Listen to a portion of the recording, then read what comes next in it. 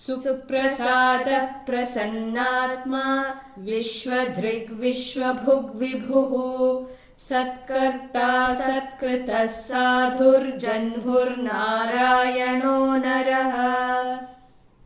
Suprasādaḥ. Prasada, we are very, very familiar with it. Prasadam in the temple, or the prasadam every day, what we keep in front of the Lord, Naivedya. It can be anything. Fruits it can be a glass of milk which we have offered to the Lord, Naivedyam. Or the food that we have prepared, we offer it unto Him, and His sparsha has happened, He has touched it. Once His divine touch is there, when it comes back to us, it becomes prasadam for all of us. And therefore we partake of it. We are told prasadam means we should never say no to it. Why? It's the Lord's prasadam. So that is the gross prasadam that we have. It can be the sakara pongal or the puliyogre. It can be the laddu, Tirupati laddu. But what does the word prasada signify for us? It is His grace. What comes back? What is it? First of all, we send it to Him. It's a part of rituals. The Naivedya that we do is a part of rituals. So there are many people who ask, why should we give Him, why should we offer a glass of milk? Is He going to drink that glass of milk? Why should we offer food to Him? Does He need any food? And we know He doesn't eat anything. It all comes back to us. 10 laddus will come back. Bhagavan doesn't come fruits. After all, He made it for us. Why should we offer it unto Him? What is it that we offer unto Him is our bhakti, love. God is love. To reach Him who is love, we all must walk the path of love, which means from us bhaktas, devotees, for us to reach out to Him, we have to communicate only through the language of love. So we want to send love to Him. We have to send our bhakti to Him. Send in quotes, because He is there within us. Distance is zero actually between Him and us. But most of us will not understand it. Therefore we create a distance between us and Him and put Him over there on a pedestal. In our puja room or in the temple, He is within us. Manasa puja we can do. But since it's so very difficult for us, for the mind, to do nirguna upasana, we externalize everything. So we create a distance between ourselves and the Lord. The Lord is there, we are there, and what is it that we are sending to Him? All that He wants is our love, nothing else. Why? He is love. And we are all supposed to be mini loves. Beings, small droplet of that love. If He is an ocean of love, prema avatara, prema sagara, we are all droplets of love. So therefore all that Bhagavan wants is our love, our devotion. How to send it? I am sending it to Him. When we say we are not satisfied, I do not know whether really my devotion reached out to Him. Did it go? Because nothing, we didn't see anything happening in front of us. Therefore what do? We use an instrument, or we use a medium to send our love from ourselves to Him. What is it? Anything. We can take anything and superimpose our love on it and send it to Him. So it can be fruits, it can be a glass of milk, it can be laddus, it can be badam barfi, it can be the puliyogre or the curds rice, anything. Sundal, usuli we say, anything. The item is there in front of us, gross, which we have cooked ourselves. And when we are making for Him, our bhava also will be good. So therefore, on that fruit or on the sweets, whatever it is that we are offering onto Him, we superimpose our devotion and send it to Him. So when the Naivedyam is going to Him, from us it's going towards Him, it becomes a carrier of our devotion. We can see it moving.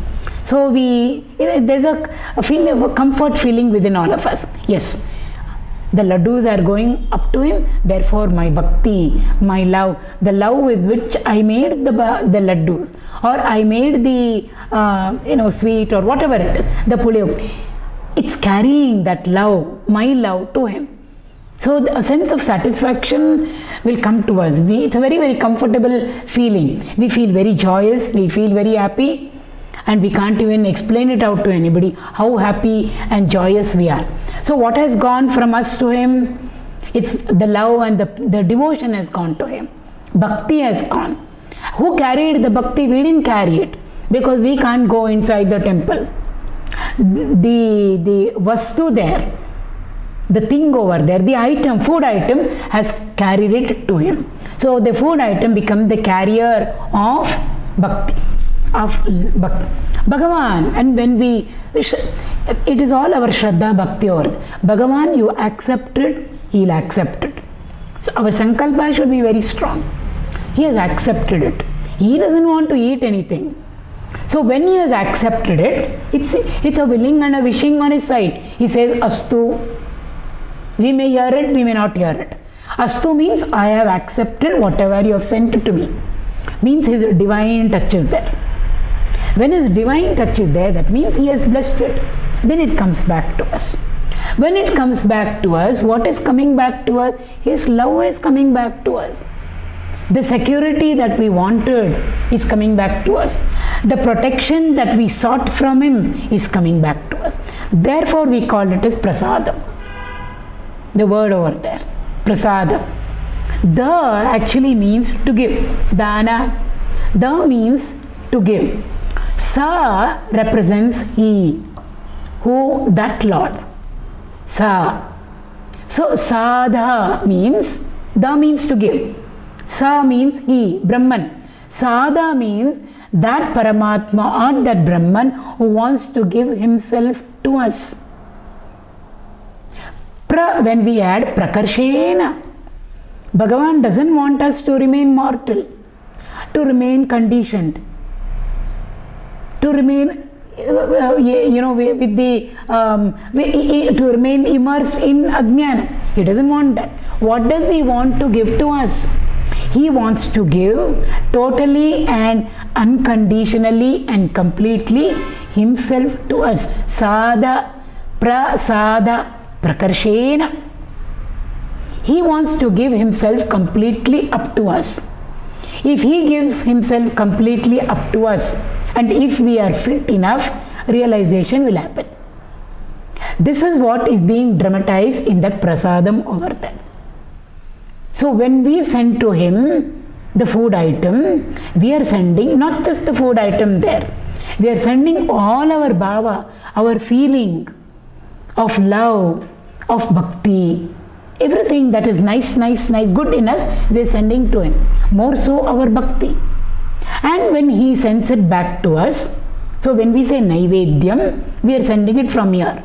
When it comes back to us, it comes back as prasadam. He is completely giving himself to us in the form of what? In the form of security, in the form of shelter, in the form of his grace. All that we want is Bhagavan's grace. Who is Bhagavan? Brahman. Where is Brahman? He is there inside us as Atman. So Atma Prasada must happen to us. Actually. But we are now externalizing it all. With the whole thing is being dramatized out over there. So therefore Bhagavan himself is coming to us, offering himself up to us, provided we are ready for it. So when the higher state overwhelms us, overwhelms a person who is already has got all the prerequisites, realization happens. That is the greatest final prasada which can happen to us. This is being dramatized every day in our homes, in the puja room or in the temple over there. So Atma Prasad must be there. Whose grace? Lord's grace. Where? Within us. Even our own grace must happen to us. Otherwise we will never come for satsang. We should want it. So our own mind should be able to say, no, I don't want to go here, I don't want to go there. There are temptations, yes, but I want to go to temple. Or I want to go for this yatra. Other things are there. No, I am keeping it all aside now. Or I want to go for satsang. I want to go for a Bhagavat Prasad. Bhagavat Katha. Whose prasad must be there? Our own Atma prasad must be there. If our own mind should be willing over there. If our own mind is not willing, we will not go for a yatra, we will not go to the temple, we will not even do a Lalita Sahasranama or a Vishnu Sahasranama. For everything, our own grace, self-grace should be there. Starting from the self-grace up to Bhagavan completely overwhelming us, which means 100% grace, and making us nothing but Him. And also in between this prasadam of the food item which goes from us to Him and comes back, all are prasadam. And so prasadam itself is so beautiful a word to describe Him or to explain Him out, if we may use the word, to define Him. So when we add, so means it's like emphasizing more over that. So prasada. There is nothing more better than His grace. And whose grace is it? It's not this person's grace or that person saying yes. It is the supremest grace. Beyond that grace, there is nothing else for us. If His grace is there, everything will fall into place for us. Therefore, the word here uses suprasādaḥ. A temple also, the temples that we visit, it is called as prasādaḥ. It comes from the word prasada, significance of temples. I've shared a blog. So prasada it is called. Why is it called prasada? Because prasad is there. What prasadam is there? Unless we cook, there is no prasad. No, Bhagavan is there. And what is He? The idol over there or the deity over there represents for us suprasādaḥ, divine grace, supremest grace, willing to completely overwhelm us and make us His own, make us Him, not even His own. Then there are two, to completely merge over there, so that absolutely there is no distinction between Jivatma and Paramatma. That's the meaning of supra. They're all high volatile words, if I may say so. So much of depth is there. I mean, vastness and so deep is the significance and the suggestiveness of every namaya. Suprasādaḥ, full of supreme grace. His grace is there, everything gets taken care of. And somebody went also to Ramana Maharshi and asked once, recorded, "Sir, I want your grace." He said, "How can I give grace to you? Nobody can give grace to anybody. You have to take it." Guru's grace, God's grace is there. How much is there? Plenty available. For everybody available, for everybody equally available, like the sun's light. So if we go and ask the sun, "Please give us sunlight," he will say, "Why are you asking me? I am there. My very nature is light and heat. I am there just behind your window. The problem is you have closed the window and drawn the curtains. So even if I want to come inside, I can't come inside. So sun can't do anything.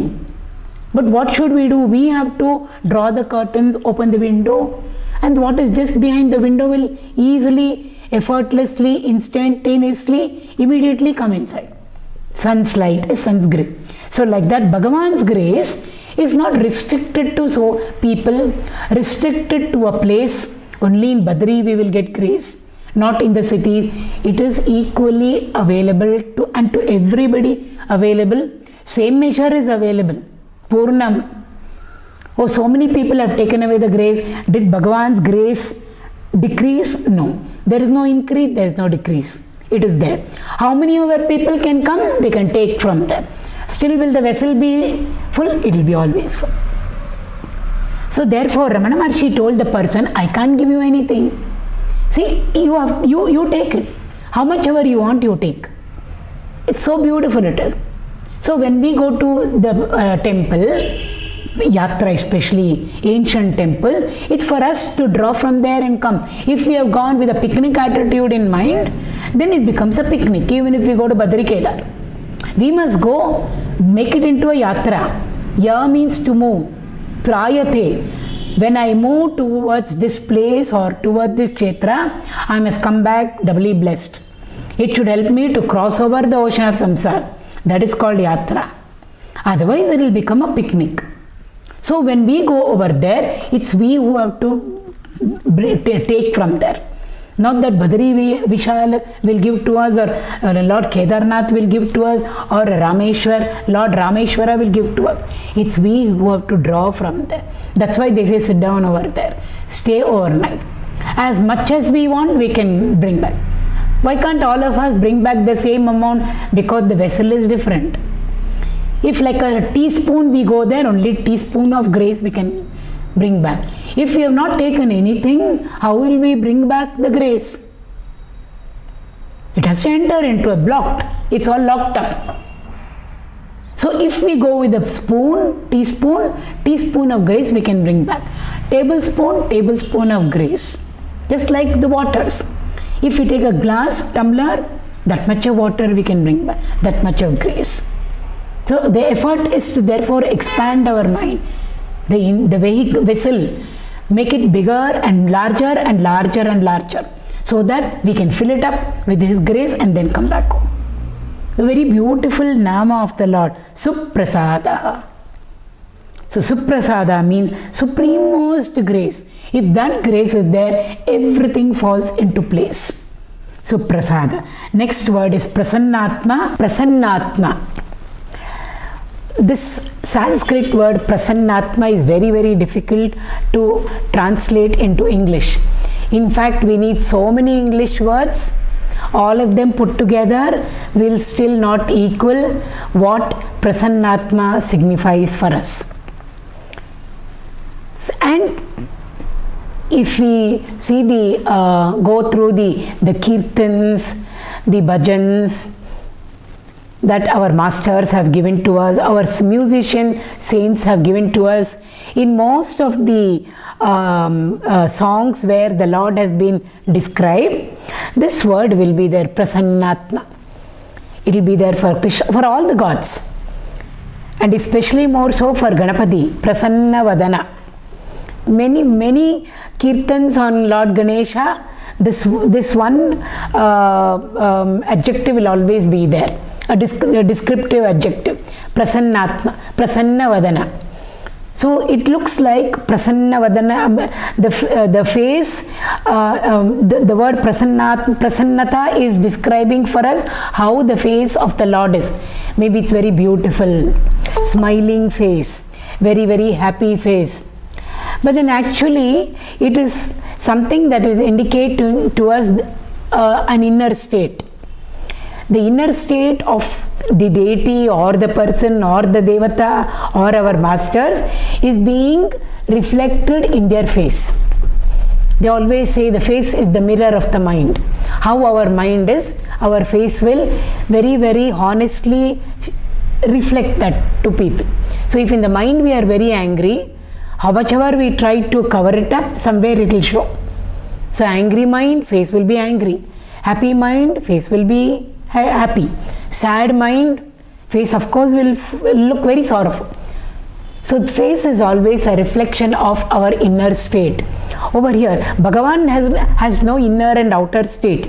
But what he is being depicted over here in terms of his face. So his face is prasanna vadana, means he is a very embodiment of prasannata. Now what all does prasannata stand for? I am just listing out a few English words.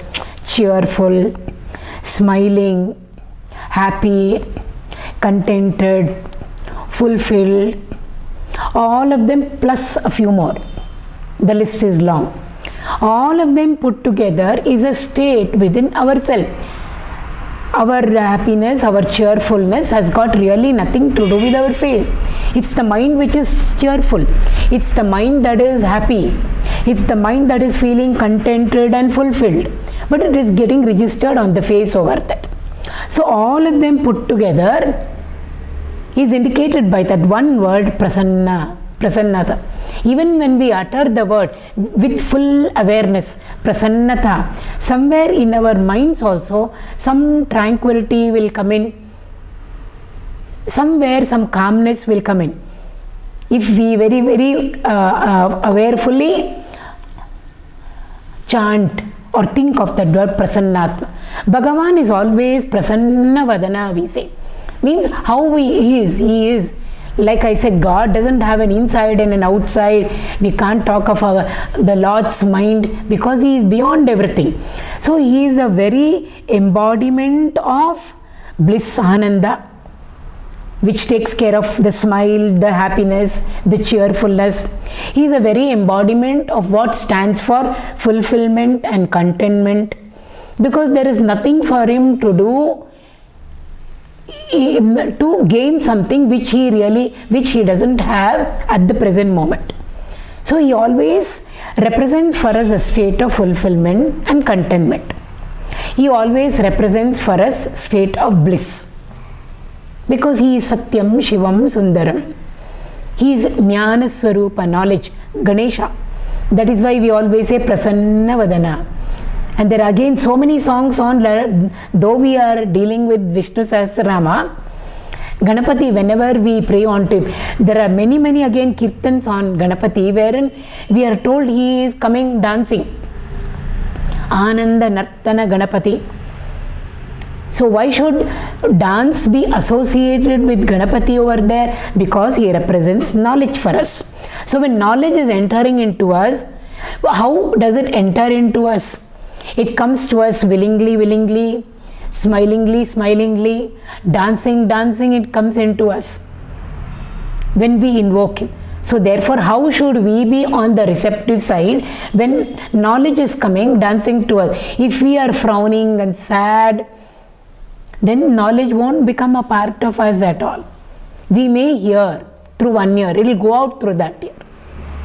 The knowledge will never ever become a part of us. That is why Ganapati is always indicated as dancing. He is always indicated as one whose face is full of prasannata. So prasanna vadana is.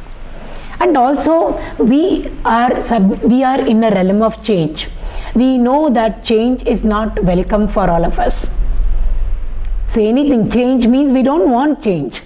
We always want the same thing to be there, status quo. So change always, so realm of change represents for us both likes and dislikes, conducive and non-conducive, joy and sorrow, pain and pleasure, profit and loss, victory and defeat. Bhagavan is far removed from all of them. He doesn't ever belong to the realm of the duality and plurality. Therefore, how to describe Him or how to explain or how to indicate Him to us? Prasannātmā is. Prasanna means He is the very embodiment of personification of contentment, fulfillment, happiness, bliss, all put together. Prasannātmā. It's a very, it's not even just positive. It's very uplifting. Of course, it's positive. It's very progressive. Having gained the vision of the Lord, who is Prasanna Vadana, it definitely includes and takes care of our progress, forward and upward. So that's the meaning of Prasannātmā. Viśvadhṛgviśvabhugvibhuḥ. We can take it together. Vishwa means the world of dynamic happenings. Vishwa represents dynamism. Our world is not nothing is static. Even that tiny little God particle which we talk about is nothing but enormous energy. So we talk about vibrational energy. Nothing is stationary. Everything is moving. So what is an energy is nothing but matter in motion, is what they say. In physics we talk about it. So therefore Vishwa, in English we use the word world. But in Sanskrit there are many words for world. Jagat we say, Vishwa we say, Loka we say. When all these Sanskrit words are translated into English, we only will say world. But each of these Sanskrit words have got different meanings. Otherwise, in Sanskrit also we should have had only one word. Loka means something. Jagat means something else. Vishwa means something else. So what does Vishwa mean? Vishwa means that which is very dynamic. There is an aliveness everywhere. Even in the so-called inert, insentient things, which we feel lifeless, living and non-living, we put there is a list given to us. In school we have done all this, and the teacher tells us to put it into two groups, living and non-living. So the table and the chair and all of them will go into the non-living category, and animals, human beings and all will go into the living category. But from the philosophical standpoint, nothing belongs to the inert, insentient category. There are no two categories at all. The extent to which they respond is different. How life expresses through us human beings is different. Through plants is different. Through animals is different. Through things is different. So though the table and the chair doesn't respond and react like all of us, because they don't have sense organs, it doesn't mean that they are dead, inert, insentient, and we can do whatever we want with them. They're all very much alive. Aliveness means dynamism should be there, because death is stagnancy, life is dynamism. So in that sense, it's a very, very broad perspective. These namas contain so much within them, the significance part of it. So the whole world is full of dynamism, and the whole world means world of things and beings. Viśvadhṛgviśvabhugvibhuḥ means one who does dharana of it, one who supports it all. When there is a beautiful movie going on, whether it is a tragedy we are seeing or a comedy we are seeing, there should be something that is supporting what the projector is projecting. It's projecting something out. Something should be there to support it. What is it? The screen. Or the screen is stationary. It supports, not that it is carrying some weight over there. It's got nothing to do with what is being projected over there. Whether it is like I said, comedy or tragedy, the screen is not affected by it. The screen only lends its support to the play of shades, of colors, of the whole drama. The stage, Rangabhumi, it supports all the drama that are taking place on it. The stage by itself has got nothing to do with what is happening on it. Today may be a tragic drama, tomorrow may be a horror show, some other day it may be a magic show, some other day it may be a comedy that is going on there. For all of them, there has to be a stage which supports it all. Without a stage, we can't do anything. So the stage supports everything. Rang means colors. Different colors are coming in. Colors means different emotions are being played out over there every day, or every moment scenes are changing. Something is supporting it. So we call it as a Ranga Bhumi. Bhumi means a surface over there. Ranga means color.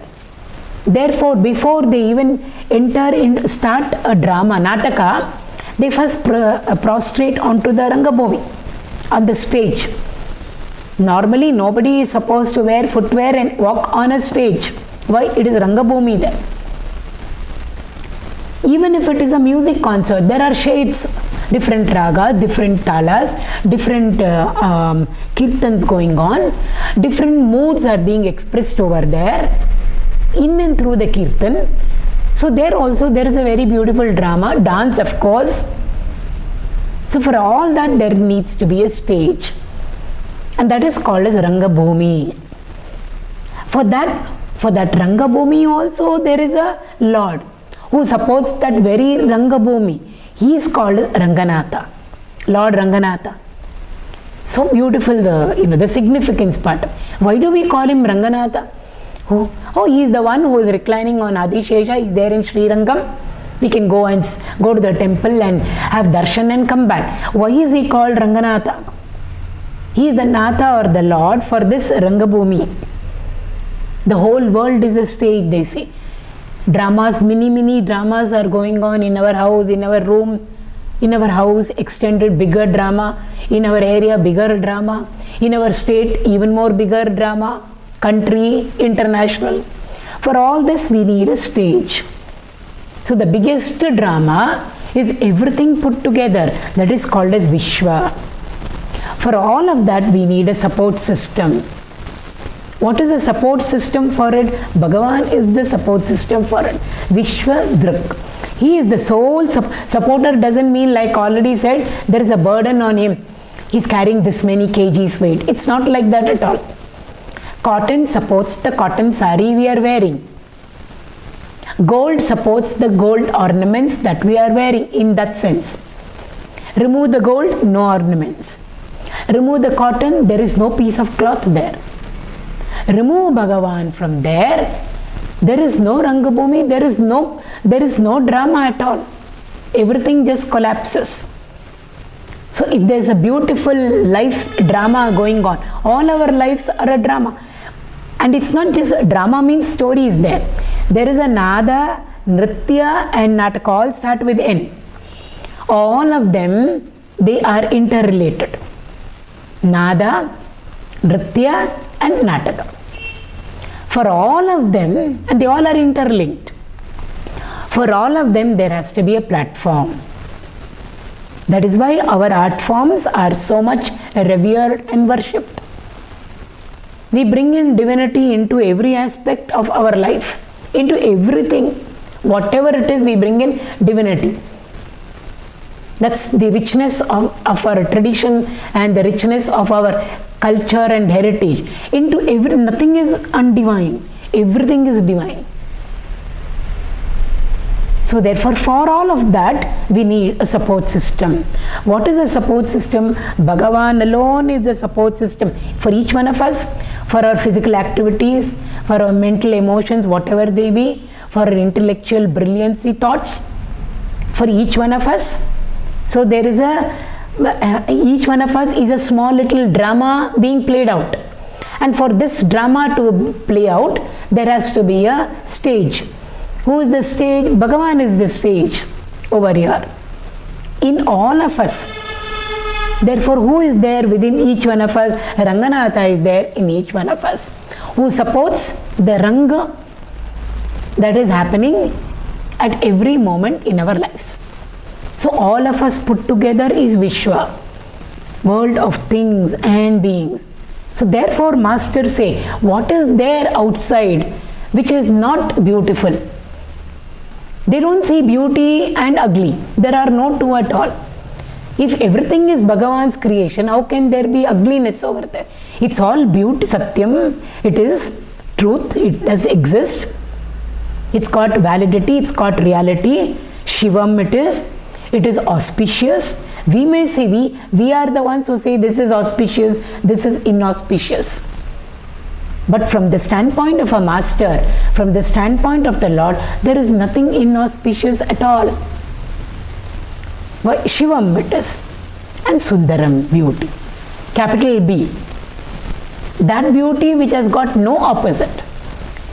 From our perspective, when we see through our mind, then it splits into two. Beauty is there, and opposite of that, ugly is there. From Bhagavan's standpoint, there is nothing called ugly because everything he has created. If he is Satyam, Shivam, Sundaram, what comes out of him also must be Satyam, Shivam and Sundaram. It can't be other than that. If we are an adharmic person, only adharma will come out of us. Dharma will not come out. And if we are a dharmic person, we will never do anything adharma at all levels of our equipment. So therefore, for the entire Vishwa, the whole world, so what is it inside of us and what is it outside of us? Nothing but the glory of the Lord alone. So all that we are recognizing, all that we are seeing, within our seeing and experiencing, within ourselves and without outside of ourselves, is nothing but a glimpse of His glory. And for that, we need a support. Who is the support? He himself is a support for his own glory. He doesn't need another. I am going to play out my beautiful Srishti Sthiti Laya, creating, then maintaining, and then dissolving. I need a stage. Bhagavan doesn't need a separate stage. He himself is the stage. So Viśvadhṛgviśvabhugvibhuḥ, one who supports this entire dynamic, pulsating world of things and being which is alive, which is filled with aliveness. Just like the ocean, they normally use the example of ocean. The ocean supports the waves. The waves are created in the ocean. They play about in the ocean, make noise, clash with each other, grow in the ocean to their maximum, and then slowly they die down and disappear into the ocean. So the ocean is a stage. Ocean supports all waves. The small one, the big one, the tsunami waves, the rogue waves we call it, the ripple, the foam, the bubble, the lather. Similarly is Bhagavan. So therefore viśvadhṛgviśvabhugvibhuḥ. Bhuk means to eat, to swallow. So viśvabhugvibhuḥ means when do we swallow anything? Literally we are talking, when we eat. What is it that we eat? Normally we eat only things which we enjoy, which we like. So therefore here viśvabhugvibhuḥ means he alone is the one who enjoys through all of us. Because ultimately everything is he. So he created, then he entered into the creator, created, and then entered into it, and there we have the creatures, and then we have this whole drama going on of life in its various shades, various levels. Who is enjoying? Bhagavan alone is enjoying everything. We say, I am enjoying. It was my will and wish. Then therefore I entered into the field of activity, we say. And then when the karma pala comes, we say, I alone must enjoy it. Why? I worked for it. I struggled for it. I put in so much of effort. How can she take the credit or somebody else take the credit? Full credit should come to me only. This is our standpoint. But from Bhagavan's standpoint, where is our will functioning or happening? Harichitta Satya, Narachitta Lavalesha Nadayadu. Dasura is written over there. Even when we say it's my will and I was able to execute it, it was possible because our will was aligned with his will. It's as simple as that. So whenever we say, oh, I thought of it and it happened and I was able to do it. Tomorrow also same thing. Yesterday also same thing happened. Today also we made a sankalpa. We wanted this to happen and it happened. Well, if every moment in our life something which we wanted has happened, it means it is aligned with his will. If it had disaligned with his will, no matter what effort we put in, it wouldn't have got fulfilled at all. Narachitta Lavalesha Nadayadu, Dasuru says, even this much it will not happen. So our will must get aligned with his will. Then everything will become very, very effortless. Everything will fall into place. So nothing is my will, all his will only. So he willed and he wished for it, of course, through us. Then when we enter into the field of activity, Naham Karta, Hari Karta, I am not doing anything. He is functioning through me. He is using me as an instrument. Why? Because it's not my will, it is his will. And if it is his will, let him accomplish it. Why should we put in effort? Let him put in the effort. For that he uses an instrument. That's what he is telling Arjuna in the Bhagavad Gita. Just become my instrument. That's all I want you to do. Nothing else. You think you are going to kill all those people are there in front of you and you have problems facing them. Why I am going to kill and they will get killed and then Papa will come to me. Bhagavan says, already they have been killed by me. Why? Bhagavan, past, present, future are with him. So he said, they already have been killed by me. Already they have been killed in the sense they have already been consumed by time. This is only to show the world. That's all. And to show the world that where dharma and adharma clash, what happens? We need the lesson. And we need that lesson not in a very vague, abstract way, because we won't be able to understand it. We need it in a drama form. So therefore also Bhagavan tells Arjuna, just become my instrument, that's all. You hold a bow and a arrow in your hand, act over there. All of us are big, great actors, if we align our will to his will. So he just say, you just act, hold the bow in your hand, place the arrow over there. That also you can do only with the strength that I provide for you. 7th chapter he says, Balam balavatam I am the strength in the strong. If we don't have strength, we can't lift anything at all. For everything, even a small little thing, we need that much of strength. How much ever little it may be, we need. So be my instrument. So in the field of activity, Naham karta hari karta. Then when the karma is over, the karma phala comes to us. We always claim the karma phala for ourselves and go through it. I must enjoy the fruit of my activity. For all the effort I put in, I must enjoy. Naham bhokta hari bhokta. So it's not me who is enjoying the karma phala, it's Bhagavan who is enjoying it through me. So Dasuru again very beautifully has written a song. He says, Tanu ninnadu, Jivana ninnadu, Anudina Bha Sukha Dukka ninnadayya, everything is yours. So he says, whatever I am seeing, I am not seeing, you are seeing through me. Whatever I am hearing, I am not hearing. You are hearing through my ears. Whatever I speak, open my mouth and speak, I am not speaking. You are the one who is speaking. I don't speak at all. You are the one who is speaking. Gurudev used to say, it's not I who is talking in a Yagnashala.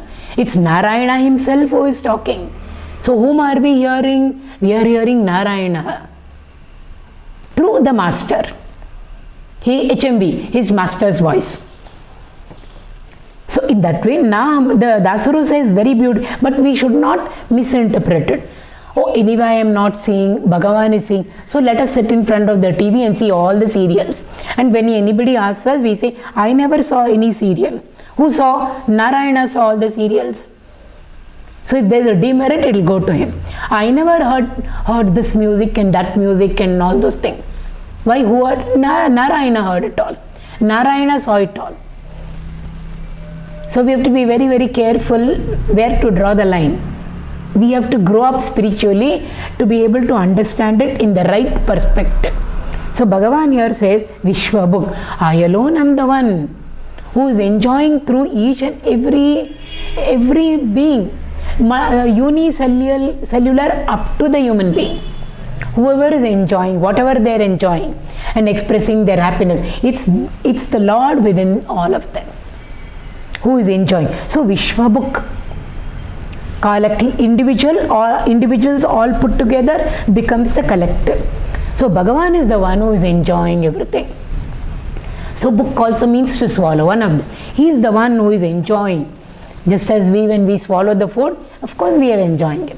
If we don't like the food, we will never even attempt to eat. And also dhrikmi, again, these two I am putting it together. Dhrik means to support. Support also can mean maintaining. What do we normally maintain? That which we already have. So something should have come into creation, then it gets maintained. So by saying I am Viśvadhṛgviśvabhugvibhuḥ, Bhagavan is saying I am the creator. Then after creating, I am the one who maintains it. I am the one who supports it. So who maintains us all? Not our balanced diet. We all feel I am being maintained by the balanced diet that I take every day. Every day I measure with a small little balance how much to eat. This many gram of idli and this many gram of sambar. I mean, sorry, not gram of sambar. This many, milliliter of sambar, whatever it is. So balanced diet is maintaining us. No balanced diet is maintaining us. It's Bhagavan who is maintaining all of us. The Shankara in Viveka Chudamani says, your prarabdha is maintaining your body. He comes one notch down and he says, it's not you who are maintaining your physical body. Your prarabdha is what is maintaining the body. Therefore, forget about it and turn to the Lord. If you have to get food, you will get it. Why? Body has to survive. If the body has to survive, food has to come. From somewhere it will come. Why are you worried? And not that we must sit back and say, I will not cook today, let's see from where the food will come. If that much of Shraddha Bhakti is there, food will come to us also, even if we don't cook. But we should have reached those heights. Yoga Kshemam Vahamyaham. If Ananyata is there in us, and we are 100% connected with the Lord, He will look after everything for us. So therefore, viśvadhṛgviśvabhugvibhuḥ, therefore creation is His, maintenance and nurturing and nourishment and looking after is His. Finally, book means to swallow. Who dissolves the world? He who created, He who looked after alone can dissolve the world. He created it, He maintained it, and He puts it into Himself. Dissolve away means from unmanifest it became manifest, stayed for some time, and then the manifest becomes the unmanifest. So that is why we have no right to harm anything, to take away somebody's life. We never created anything. So what is not ours, we have no freedom, we have no hold over it. It is only the Lord who has got a right and an ownership on it, on the living being. So He created, He looks after, He alone can dissolve away, He alone dissolves away the whole world. So Vishwabhuk can also mean time. Time in small individual aspect also. At that time, that person quit the physical body. Large scale also. It can be an earthquake, it can be a tsunami, it can be a war. In the Mahabharata, in the Bhagavad Gita, Arjuna in the 11th chapter asks Krishna, who are you who has taken up this cosmic form in front of me? I do not know who you are. Please identify yourself. It's a terrible form that I am seeing in front of me. He asked for it and Bhagavan showed it to him. Of course, with the Lord's grace alone. He said, with your eyes you cannot see my form that you want to see. So I will give to you divine eyes with which you will be able to see my form. Seeing is not with the physical eyes. It's experiencing with the inner eye. So then Arjuna asks him, who are you who has taken up this cosmic form? Bhagavan said, Kala Asmi. I am time. And he says, what have you come now over here to do? I am the all-consuming time. Right now I have come, I am doing the function of dissolution in the form of annihilation and destruction. Constructive destruction. Therefore the Lord identifies Himself with time. So Vishwabhuk. He is the one, so He is not only Vishvadhṛgviśvabhugvibhuḥ, He is Vishwabhuk. And the next word is Vibhu. We've already seen. Nothing is there which is not His glory expressed. Anything that the fishes in the pond, we are told the shades, the colors which we see in fishes. Who created it? Nobody went with paint and brush and painted all the fishes over there. Nothing but a ray of His glory. The fishes, the birds, the butterflies, small little things. The leaves over there outside, the shades of green, the varieties of green, the varieties of flowers, single color, multicolored. None of us can create anything. The fragrances, the natural fragrances which doesn't give a headache to us. Who created it all? Vibhu. He is the one. Vibhu means the most glorious one, who Himself has become the endless variety, who has become the plurality. One small little aspect itself has got so much. Fishes, flowers, leaves, butterflies, the color scheme. Like this we can put in so many things. Everything is so beautiful, so glorious. Why? He is the glorious. So when Bhagavan is the glorious, all that comes out of Him must definitely be nothing but a small ray of His glory. So all of us are nothing but a ray of His glory. Not only we beings, things also. That is why in our tradition, we don't put anything down, we don't disrespect anything.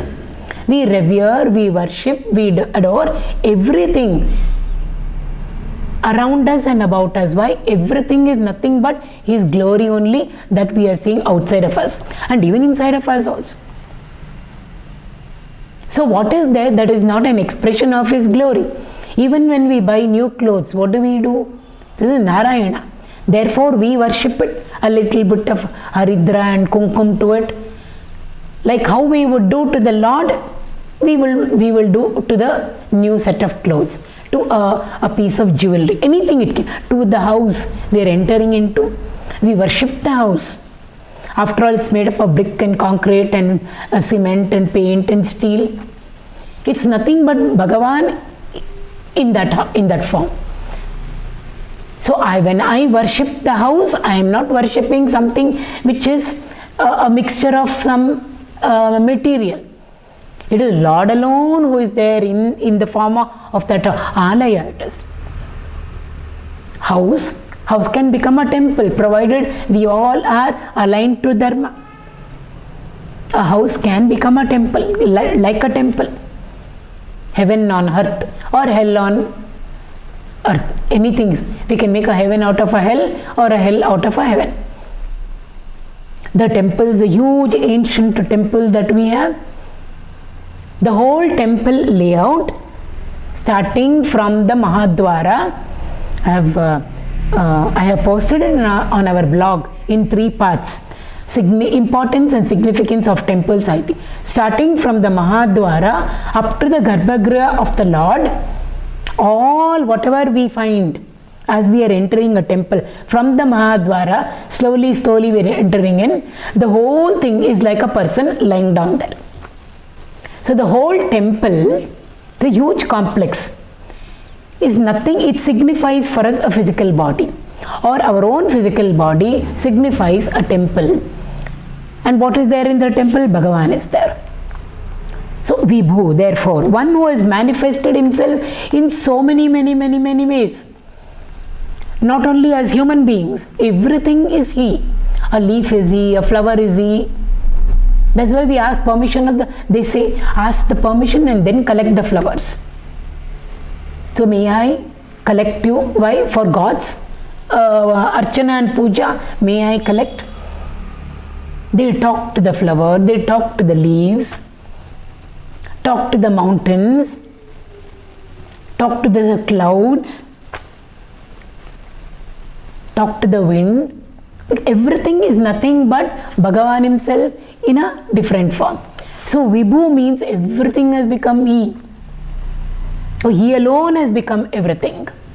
That is the meaning of Vibhu, most glorious. Satkartā, satkrtaḥ, sadhu. All the 3 we will put them all together. Satkartā. Karta means to do. Sat means good. So satkartā means one who always does good. Bhagavan always does good. Never ever, because He is Dharma. God is Dharma and Dharma is God. So if He is Dharma, if He is truth, if He is love, a love which has got no opposite. Our love has got its opposite called hatred. But He is love personified.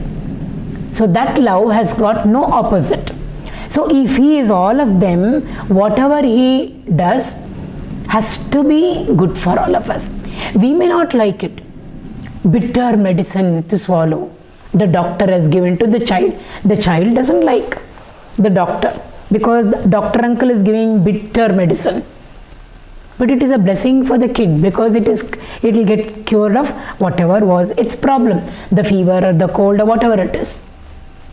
So in that sense, one who always does good. Shankara. Kara means to do. Sham means good. So the very word Shankara means one who keeps on doing good and doing good and doing good. It doesn't take a break. No, he doesn't take a break at all. Constantly and continuously he is only doing good. Astu, astu, astu. We are told don't think bad because the gods in the heaven, in the sky, they keep on saying astu. So astu means so be it. So if you will and wish for something wrong, maybe they will say, so be it. So they will never say, let it not happen. There is no negativity there at all. It is always, so be it, so be it, so be it.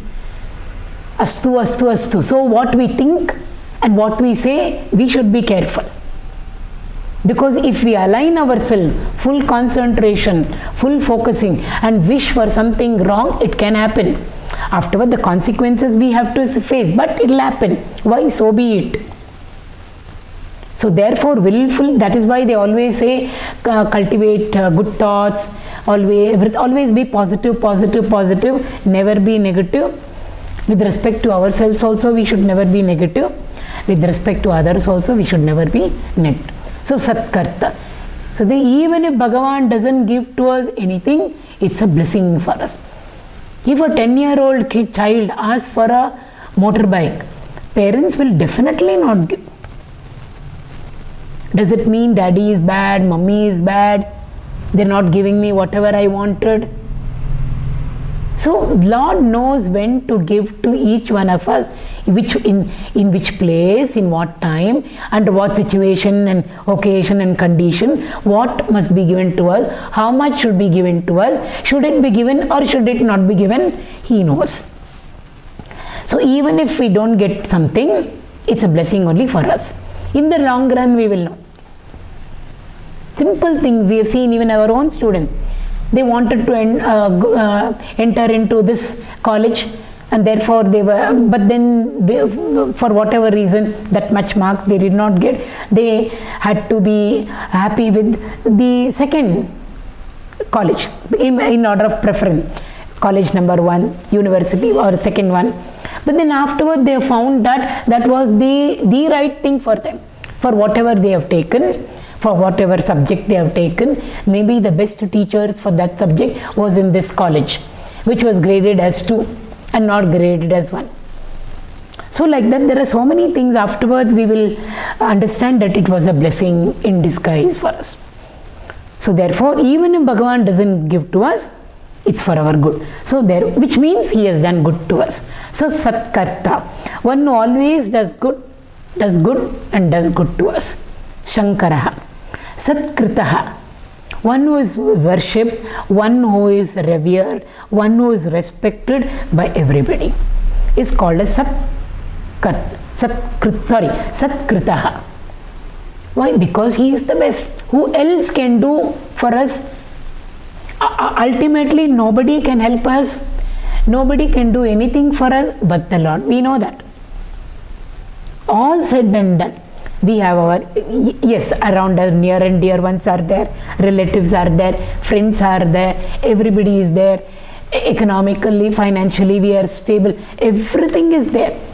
But finally, who is the only one who can be our companion through thick and through thin, from birth to our death? Bhagavan alone.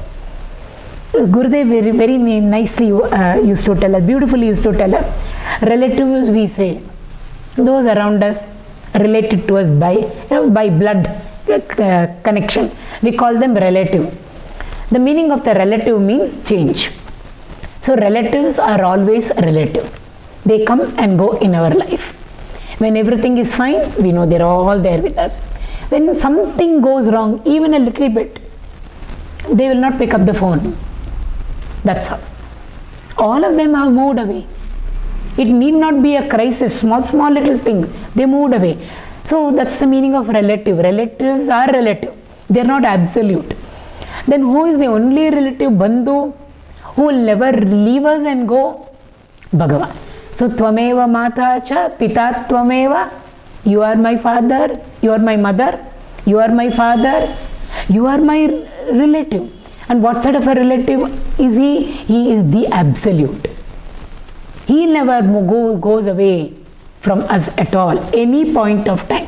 Happy times He is there, sad times He is there, all times Bhagavan is there with us. Where will He go? If He goes, we will not be there. It's as simple as that. If He leaves us, we have collapsed. So through all our various different life's experiences that we go through, good or bad, happy or unhappy. Lord is the only one who is there as support system for all of us.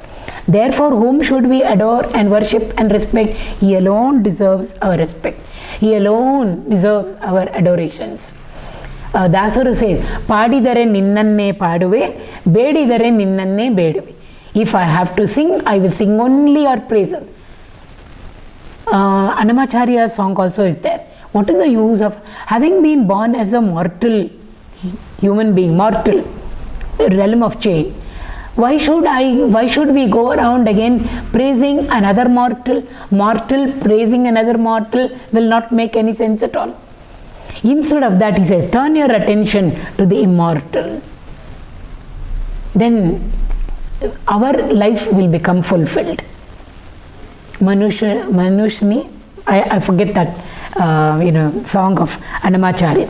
So Dasuru says, Padidare ninnanne paduve, bedidare ninnanne bedive. If I want something, I will only come and beg of you, because I know you are the only one who will give to me. And even if you don't give me, I know it's for my own good, not like the others. So therefore, satkartā, one who is adored, worshipped, by whom? By all the good people, by the virtuous people, by the sattvic people, by the spiritual and religious people. Satkartā, sadhuhu. Normally we say sadhu means one who has taken to the sannyasa way of life, a monk. But sadhu word comes from sadhayati iti sadhuhu. One who is consistently doing his sadhana. Sadhana means discipline. In its broader perspective, it means discipline. We are following a particular spiritual sadhana, means we are following a particular discipline in our life. So whoever is following discipline is called as sadhu. Good for us. Sadhu, sadhu, they say good. Why good? When we are disciplined, it is good for us. So therefore, Bhagavan is the one who is very, very uncompromisingly is disciplined. Whatever laws he has given to us, he is a lawmaker. He makes sure he is a law administrator. He made the laws. He himself administers it through various other deities. Make sure everybody does their job. So discipline has to be there. In nature, we have been seeing it. Nature is so disciplined. Never ever is there indiscipline in the mineral kingdom, plant kingdom, animal kingdom. Only in the human kingdom there is indiscipline. Then Kartika Masam has come, Deepavali has come, immediately winter has to come. Winter doesn't take time. Extend. Or I will go late. Or this year I will go early. Nothing like that happens at all. Everything is very, very disciplined and organized. That's why there is no chaos anywhere. It's all a cosmos. Sadhu means discipline. So everywhere there is discipline. And from the Trimurtis onward, they don't interchange their role. So boring, creating every day. Let me take up your role and you take up my role. Not possible. They won't do it. So everything very, very systematic, organized, discipline. These are values which we must pick up and put it into practice in our own lives. So sadhuhu, disciplined person, strictly according to the do's and don'ts. There are rules and regulations, the code of conduct. There is a righteous path and there is an unrighteous path. What is meant by righteous path? There is a list. And what is the unrighteous path also? There is a list. So one who strictly follows the righteous path is a sadhu, disciplined. Never ever will compromise, will yield to temptation. Such a person is called as a sadhu. Jannu, the similar word, meaning, but another word earlier was neta. So Jannu means leader. We've already seen this, and so it has come in the context. So he is the leader of everybody. He leads. Bhagavan from front leads, and we are all behind going. So he is the one who leads all of us, which means His will, and we are all aligned to His will. That is why we had Krishna over there leading the Kurukshetra war. He never lifted one weapon. That was the condition. When Duryodhana and Arjuna went to seek his help, he said, I am on one side, my entire Yadava army is on the other side, very huge army, full of mighty warriors. They are all well equipped with instruments of annihilation, weapons of destruction. They will fight the war. Literally, they will engage themselves in warfare. But I alone stand on one side, and I will not lift even one weapon. Choose, both of you choose. So Arjuna was the one who chose first. Duryodhana was hoping and praying that Arjuna will make a wrong decision. He wanted the army. But Arjuna was given the first choice because Bhagavan saw him first. So Arjuna said, I want you. You don't want my army? No, I don't want your army. I want you. But I will not fight. Never mind, you be there with me. Duryodhana was so happy. I think that was the only day that he was happy with Arjuna. He said, what I wanted, I got. What more than that? He was so pleased with the Yadava army, he went away. He thought victory sure for him. Lord turns back to Arjuna and, why did you choose me, Arjuna? You could have chosen my army, which would have fought for you. You are lesser in number. Kaurava army is larger, and now Yadava army is also going and joining there. Why did you choose me, single, solitary, one person? He says, no, I want you. But I want one small little favor. What is it? I want you to lead me. Arjuna represents a man and collective men. Community he represents. Always individual to universal, we must extend the significance of every name. So Arjuna is one individual. He told Krishna, you lead me. I want you to become my charioteer.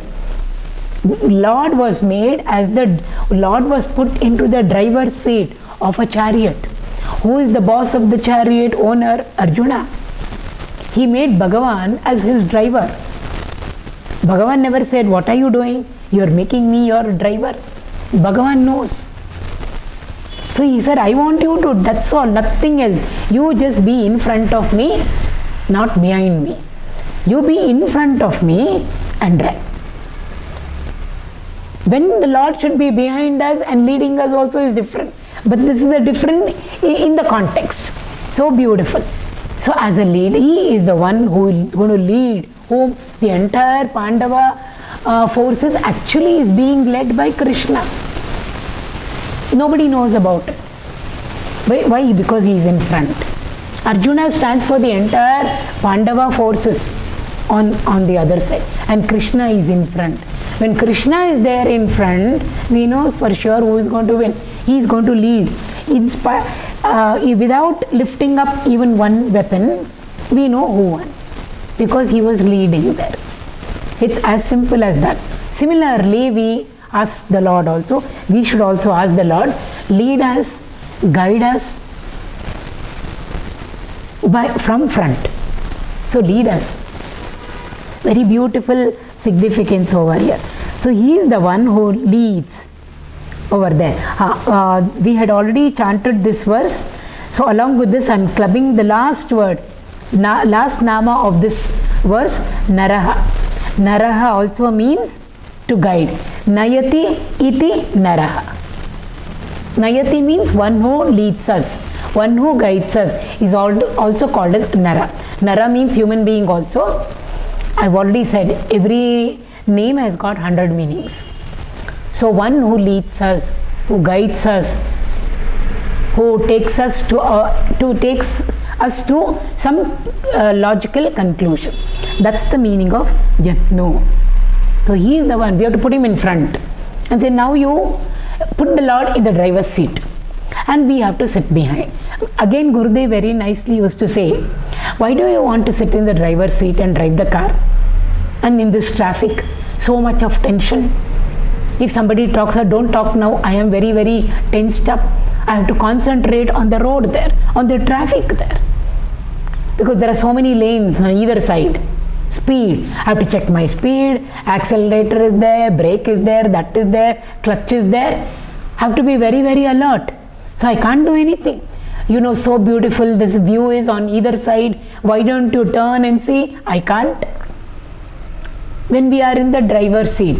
So Gurudev very nicely used to say, why do you want to deprive yourself of this beautiful show called life? Sit back. Sit behind. Then whom should we put in the driver's seat? Put Bhagavan in the driver's seat and ask him to drive the car. Whose car? Our car. Car called life. Ask him to drive it. You sit back like an owner and a boss. Look to the left, look to the right, and enjoy whatever you are seeing on either side. No tension for you at all. Bhagavan has to look after everything. When to press the accelerator, when to decelerate, when to accelerate, when to put the brake, when to take the foot off the brake, when to change the gear. Why should we be worried? Let's not learn driving at all. Put Bhagavan in the driver's seat. That's the meaning of Parthasarathi.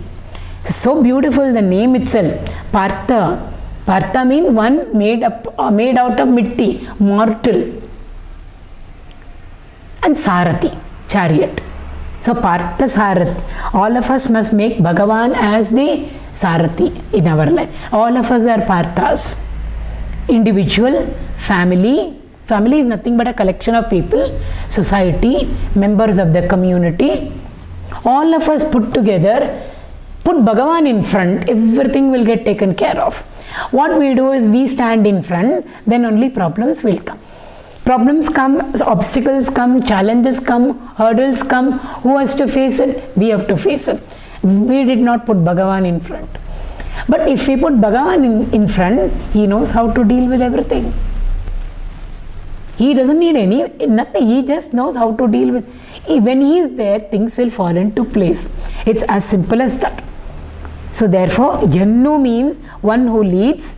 Naraḥ also means one who leads, one who guides. The next word over here is Narayana. Like I already said, there are 100 meanings for the word Narayana. Simple, we will make it.